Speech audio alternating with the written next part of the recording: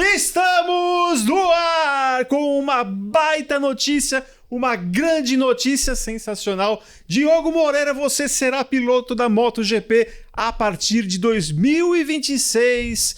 Que notícia, meus amigos, meus senhores. Guilherme Longo, Carlos Costa aqui comigo para a gente repercutir essa baita notícia. Desde 2007, Guilherme Longo, a gente não tem um representante na classe rainha do motociclismo. É isso aí, salve, salve, galera. Vamos repercutir essa notícia linda, maravilhosa, né? Pela primeira vez desde 2007, quando o Alex Barros, de fato, se aposenta da MotoGP, a gente não tinha um brasileiro na classe principal, naquela época já era, né, a MotoGP.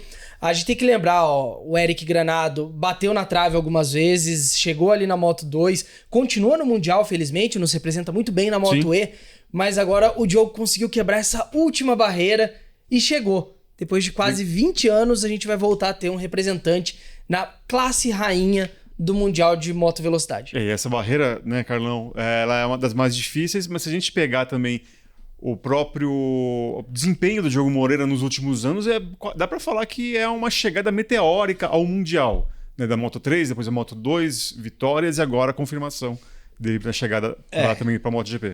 O passo para a MotoGP é sempre um desafio grande, e você falou dessa escalada meteórica. Com 2 anos de Moto2 você subir para a MotoGP é algo bastante digno de nota. Sim. Ele foi novato do ano na temporada passada na Moto2. Foi também na Moto3. Exatamente. 2 vezes novato do ano, né? Em sequência em Moto3 e Moto2. E agora como postulante ao título, com muito menos experiência de Moto2 que os seus principais concorrentes, o Aron Canet e o Manuel Gonçalves. Gonçalves que até tá aí espreitando o mercado na MotoGP, mas o fato é que o Diogo, com essa vaga na LCR Honda, equipe satélite da Honda, ele consegue dar o passo e numa situação muito boa, né, Gui? Eu acho que até vale trazer um pouco do que tende a ser a progressão de carreira do Diogo Moreira a partir de agora. Antes só queria comentar um pouquinho também sobre a carreira do Diogo, porque esse é o 4º ano dele no cenário do Mundial, né? Foram 2 anos de Moto2 e esse é de Moto3, perdão. E esse é o 2º ano dele na Moto2, como o Carlos bem falou. Ele tá disputando o título no 2º ano contra pessoas muito mais experientes dentro da categoria. O Manu Gonçalves está liderando o 4º ano, Aron Canet, que é o 2º colocado, 6º ano. O Barry Baltus, que está atrás dele, é o 4º ou 5º ano também. E ele está no 2º. E as performances dele esse ano têm sido estelares. O GP da Alemanha, como o Carlos bem disse, né, apesar dos problemas que ele teve ali, né, o erro de voltar para a pista sem olhar o que estava vindo por trás, foi uma corrida que ele estava em 25º, em 10 voltas ele era 4º colocado. E ele vem sendo o protagonista da Moto2. Pode ter sido só poucas vitórias até agora no ano, mas disputas muito boas, valendo posição de pódio, ele realmente tem sido o showman da Moto2, e isso Top 5 e top 3 à torta e direito. Exato, e isso tornou ele uma peça muito quente no mercado de pilotos. A gente via que a decisão do Diogo estava emperrando outras decisões, né? Então, como o Carlos bem disse, né, a situação do Manu Gonçalves, ele tá ali mirando uma vaga, talvez a solução do Diogo possa ser uma porta que se abra. Acho difícil nesse cenário, mas nunca se sabe. E aí, explicando pra galera em casa a situação do contrato. Um contrato de 3 anos, então um contrato longo, para um piloto novato ainda por cima, com uma ideia de progressão de carreira. 2026 na LCR, correndo ao lado do Johan Zarco, que inquestionavelmente um dos melhores pilotos hoje do grid da MotoGP, um dos mais veteranos, para uma progressão para HRC, a Honda de fábrica, em 2027, no momento da troca do regulamento da categoria, a troca das motos de 1.000 cilindradas, reduzindo para 850. Mais pareado com a cilindrada da Moto2. Hoje, 765. Sai de 765 para 1.000 para voltar. Mas assim, eu acho que quando a oportunidade chega, a gente falou muito no caso de Fórmula 1 do Bortoleto, né? Sim. Tinha quem defendesse ali, ele esperar um pouco e ver, por ser júnior da McLaren, o que poderia surgir na McLaren, mas não dá para esperar. E no caso de motociclismo ainda mais, porque eventualmente você tem uma queda. A gente viu o que aconteceu com o Marc Marquez entre 2020 e 2024, que ele ficou fora aí das brigas em função de lesões. Então, é uma grande notícia. O Zarco é osso duro de roer, mas por outro lado ele vai conseguir ter um aprendizado ali na LCR, que é a satélite da Honda. Vai ter um grande professor do lado. Exatamente. E a progressão para a Honda de fábrica, claro, a gente fala do contrato de 3 anos, certamente tem ali os gatilhos e cláusulas, mas o Diogo tá mostrando tudo para ser uma aposta de médio e longo prazo da Honda. Hoje a equipe oficial tem o Juan Mir, campeão de 2020, mas que não tem sido consistente, para dizer o mínimo. Nos últimos 4 anos, exatamente. pelo menos.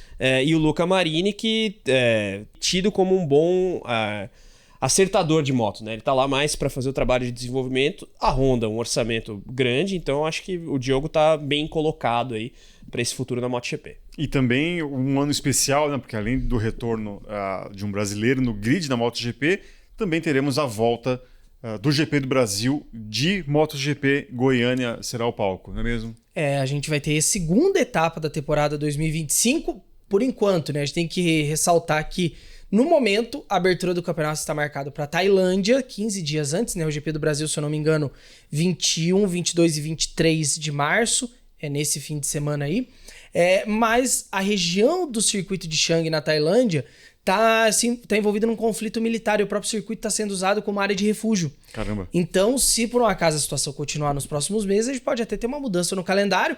E aí, imagina que bonito seria, né? O Diogo estrear na MotoGP em casa. Não, seria fantástico, uma grande história. Então é isso. Teremos Diogo Moreira no Mundial na classe rainha a partir de 2026, como vocês ouviram, aliás, um contrato de 3 anos. E a perspectiva, né? Vocês olhando o desempenho deles, falaram do desempenho dele. Como que vocês imaginam que isso que pode acontecer? Ele tem realmente um futuro? O que os outros analistas falam sobre a continuidade, já que vocês também falaram que é uma questão na MotoGP, dependendo de como for? Você vai e volta ou vai para o Mundial Superbike e tal, mas como que vocês enxergam o futuro do Diogo Moreira depois desse momento que ele tiver com a Honda, ou se vai continuar?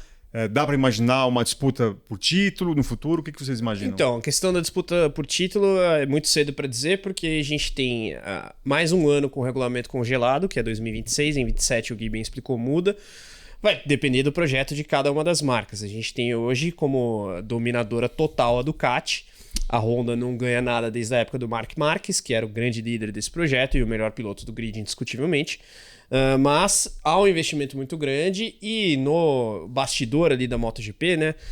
Alexandre Barros, aliás, o mais recente piloto brasileiro da MotoGP, fala muito disso. A Honda tem um projeto muito forte, mas precisa acertar de fato o projeto. Eles contrataram alguns quadros técnicos da Aprilia, da própria KTM, tentando aí se reforçar e, digamos, ter uma filosofia um pouco mais próxima do que as europeias têm tido.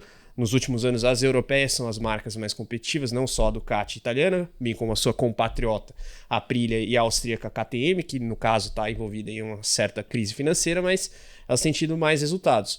Então a Honda aposta nesse investimento e com certeza o Diogo Moreira é parte desse projeto, porque senão eles não teriam um contrato longo com ele e não haveria aí essa expectativa de uma promoção ao status de piloto de fábrica de fato, né?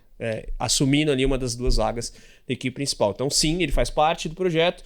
Brigar por título, hoje se você perguntar para o Marc Marquez se ele vai brigar pelo título de 2027, vai ser uma resposta prematura por parte dele, não dá para saber. Além da questão da redução das cilindradas, né, como eu falei, de 1.000 para 850, é uma moto que ela vai ser um pouco mais raiz, por assim dizer. Ela vai se livrar muito dos dispositivos tecnológicos e aerodinâmicos que marcam as motos hoje. Na MotoGP hoje é difícil, não é tão fácil assim você ultrapassar. A gente usa alguns termos que a gente vê muito na Fórmula 1, o ar sujo, o vácuo. Então ela vai voltar um pouco mais ao passado para ter uma moto mais piloto e menos tecnologia. Então é muito difícil prever o que vai acontecer em 2027. Mas 2 coisas que eu queria reforçar. 2026, o Diogo entra num cenário muito interessante, porque ele possivelmente vai ser o único novato do grid. Até agora não tem um cenário... Não, mentira, Toprak.